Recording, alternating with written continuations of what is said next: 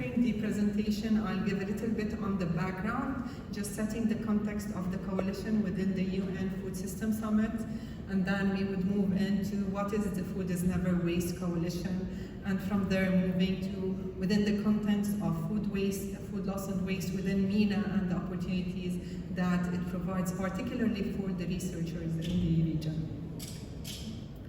So looking at the background, in 2019, the Secretary General of the UN called for a UN Food System Summit because food security was at stake.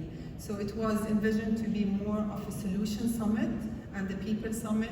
So there was a broad call for solutions to come in from across the globe. We received more than 2,000 solutions submitted by governments, by researchers, by civil society, academics, and even practitioners.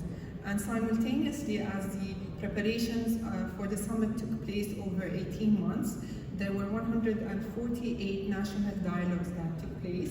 One of them was here in the UAE, and there were 900 or more than 900 independent dialogues that took place around the globe. We had around 22,000 participants during the pre-summit in July, and more than 51 participants at the summit itself. And that's one of the benefits of our current virtual world. So from the 2,000 solutions that were submitted, there were many volunteers from across the globe that worked on looking and clustering those solutions. And at the end, 27 possible coalitions were submitted to the state governments during the summit itself, of which Food is Never Waste was one of those coalitions. Up until 2 weeks ago, according to FAO, 111 national pathways were submitted, and 78 of those mentioned food loss and food waste as one of the priorities for the national pathways. So why is food loss and waste so important, and in the context of Climate Weekly here? So we have 1/3 of all food that is produced and that is fit for human consumption is lost or wasted, and that equates to around 1 billion tons of food. So to put this in perspective, one person requires around 1 ton of food throughout the whole year. So we're talking about food waste that could feed 1 billion people. And this food waste consumes 1/4 or 25% of the water that is used by the agricultural sector, and it is on a land cultivated on a land that is the size of China. So we're talking 28% of cultivated land, and it's emitting 8 to 10% of greenhouse gases. So the economic costs are around $1 trillion. The environmental costs are about 700 million and 900 billion in terms of social costs. So, and this is happening when 1 out of 9 people currently is malnourished, and with the pandemic, that figure has increased about 150 million people, and we know that the pandemic aggravated the food loss and waste issue. So food loss and waste happens throughout the value chain, and to put things in perspective, if we're looking at losses that occur between production and distribution, we are terming it as food loss, but loss that occurs between retailers at the services sector and the consumption is termed as food waste. The reasons are varied, and they differ according to crop, according to food category, and according to the situation and the locality. So that's why it's very important to understand the dimensions at the local level. The Food is Never Waste Coalition, we are hoping to be able to get at least 50 countries to commit to pursuing this as a goal up until 2030. And at the heart of the coalition is an evidence-based systemic approach that is built on target, measure, and act. Targets, by setting targets, we set our ambition upon which we are going to be acting, so it motivates us. And measurement is very important because what gets measured can be managed. If we don't understand the dimensions of the problem and what is the return for the action we will be doing, it's very difficult to take action. And the third dimension is action, because this is really what we are aiming for. And our target is to halve food waste by 2030 by 50%, and to reduce food losses by 25%. So this directly relates to the SDG 12.3. The only difference that is we're putting a target on also food losses by 25%. So there were several recommendations. The recommendations in my presentation, I clustered them around 4 key areas. The official document is available on the UN Food System Summit's website, but also I guess you can access it through the FAO, because the organizational hub is under FAO. So the first recommendation, and the very important recommendation relevant to the researchers in the field, is to make measurement of food loss and waste a global routine practice, starting with country diagnostics. Country diagnostics can help evaluate what is the magnitude of the challenge, but also of the opportunity in the local field. And we can, by doing the measurement, we can identify priority hotspot areas and priority actions. And from this, we can develop context-appropriate national action plans and link those action plans to the NDCs and the targets that we set in the NDCs. And we can establish a baseline that can facilitate tracking progress against preset targets, of course, that link to our action plan, that link to the NDCs. And if we do follow the international standards and protocols, there are established methodologies and practices on how to measure, quantify, and typify your waste. You can actually benchmark against against others and how they are achieving, whether at the institution level or at the country level. And I'll go later into the tools and the data depositories.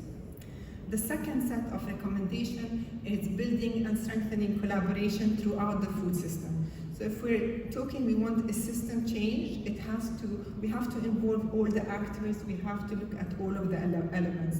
And we're talking about collaboration both at the national level, whereby we can look at both establishing platforms for public-private partnerships that support learning, support sharing of practices, but also advance circular economy in ways that we create markets that makes financing circularity is something feasible. So by this, we are reducing our food loss and waste, and whatever surplus food that is left, because you can't reduce it to the maximum, you are valorizing that, and you are providing the market incentives to do that. And the second part is looking at collaboration and the systemic approach on a regional level.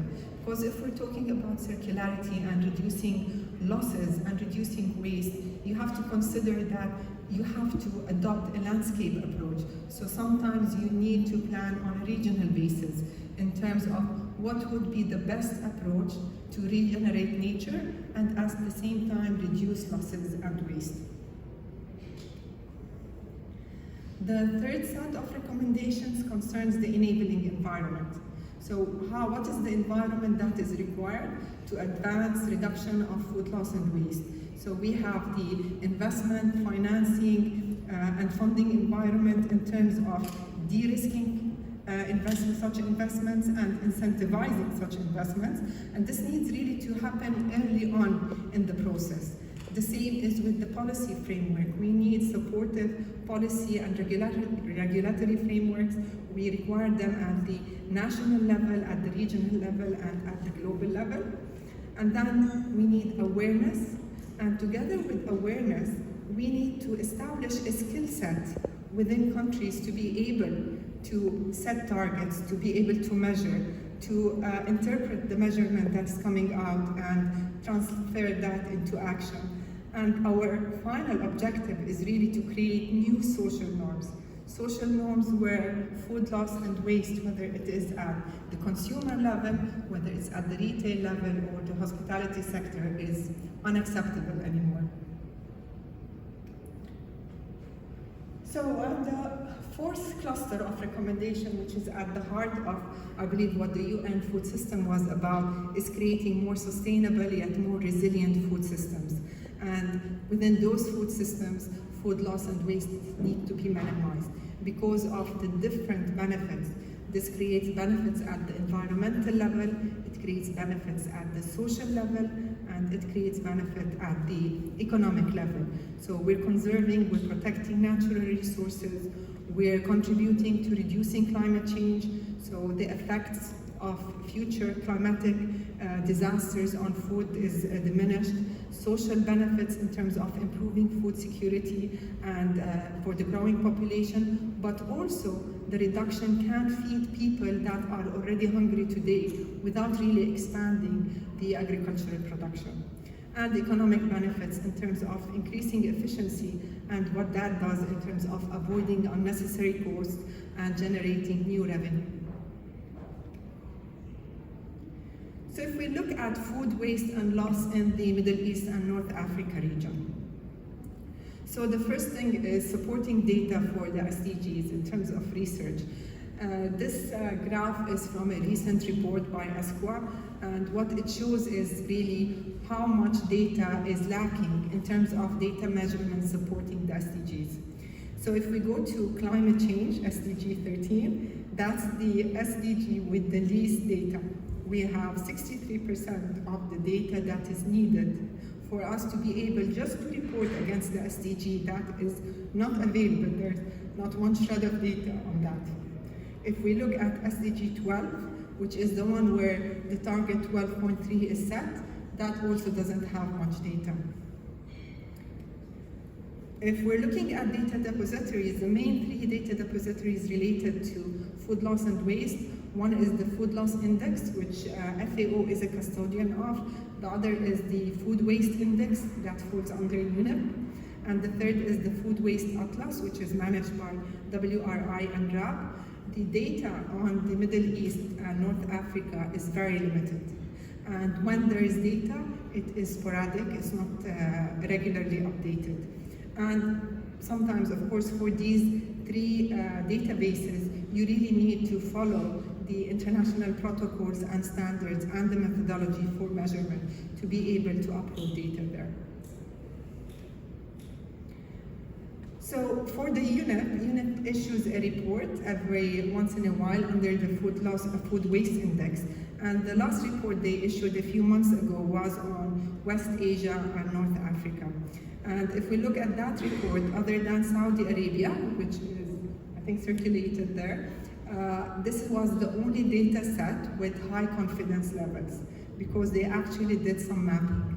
All of the other data is based on estimates, and we could notice that the waste at the household level is estimated to be higher than the global average. For retail waste, some countries are just below the global average or higher than it. But what's more is that we noticed that in a region, and I come a little bit later to the water issue and the food imports, we have a very high percentage of food waste, food loss. It's estimated around 34% for food waste, and the lost food is around 44%. And this is very high, especially if we look at this figure. So this is the water scarcity in the MENA region. All countries in the MENA region fall below the 1,000 cubic meters per capita. That is the water scarcity level. And then if we look at the 500 level, which is absolute scarcity, the majority of the countries fall under this category. And as we know, food is a major consumer of water. So when we're wasting food, we're actually wasting water in our region. The second dimension, which is the economic dimension, is we are a region that relies heavily on food imports. So we're importing around more than 80% of our food. In 2018, it is estimated that that was at a bill of around $33 billion US. So if we just look at it from a perspective of a 30% food waste, we're talking about $10 billion US that is actually thrown down the trash.